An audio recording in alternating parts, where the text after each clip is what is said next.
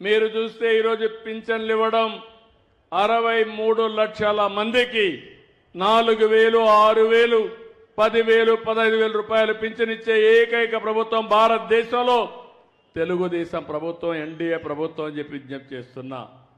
ఎక్కడ ఎవరు ఇవ్వడం లేదు. 33,000 కోట్ల రూపాయలు ఖర్చు పెడుతున్నాం. 2,800 కోట్ల రూపాయలు నెలకు మొదటి తారీఖున పేదల సేవలో మీ ఇంటికొచ్చి మీకు హ్యాండ్ ఓవర్ చేసే పరిస్థితికి వచ్చాం. దీపం నేనే పెట్టాను, వంట గ్యాస్ ఇచ్చాం. ఇప్పుడు దీపం 2 కింద 3 సిలిండర్లు మా ఆడబిడ్డలకు ఇస్తున్నానని చెప్పి కూడా నేను మీకు తెలియజేస్తున్నా. అది కూడా కొన్ని ఇబ్బందులు ఉంటాయంటే ఆలోచిస్తున్నాను, ఇంకా ఏమైనా ఇంప్రూవ్ చేయగలుగుతామా? అవసరమైతే 4 నెలలకు ఒకసారి ఎవరైతే సిలిండర్లు తీసుకుంటారో మీ అకౌంట్కే డబ్బులు వేస్తే మీరు ఎప్పుడు కావాలంటే అప్పుడు తీసుకునే వెసులుబాటు మా ఆడబిడ్డలకు ఇస్తామని చెప్పి కూడా విజ్ఞప్తి చేస్తున్నా. అన్నా క్యాంటీన్ పెట్టాం, పేదలకు 5 రూపాయలకే భోజనం పెడుతున్నాం. మెగా డిఎస్ఏ పెట్టాం.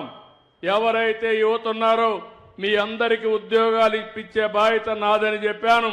దాని ప్రకారం మెగా డిఎస్సి ప్రకారం 16,500 ఉద్యోగాలు రాబోయే 15 తారీఖు లోపలనే పూర్తి చేసి స్కూల్స్ ఓపెన్ చేసే లోపల మీకు ఉద్యోగాలు ఇప్పించే బాధ్యత ఈ ప్రభుత్వం తీసుకుంటామని చెప్పి కూడా నేను మీకు తెలియజేస్తున్నాను.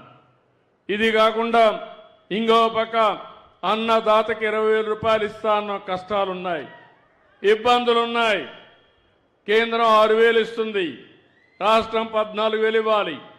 3 విడతల్లో వారిచ్చే డబ్బులకి అదనంగా మనం కూడా 3 విడతల్లో అన్నదాత కార్యక్రమాన్ని పూర్తి చేసే బాధ్యత కేంద్రం వేసిన రోజునే మీ అకౌంట్లో డబ్బులు వేసే బాధ్యత తీసుకుంటామని చెప్పి కూడా నేను మీకు తెలియజేస్తున్నా.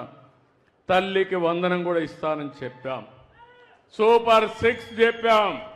నేను ఒకటి హామీ ఇస్తున్నాను, తల్లికి వందనం కూడా తొందరలోనే ఇస్తాం. చెప్పిన ప్రకారం ఎంతమంది పిల్లలుంటే అంతమందికి డబ్బులు ఇస్తామని కూడా హామీ ఇస్తున్నాను.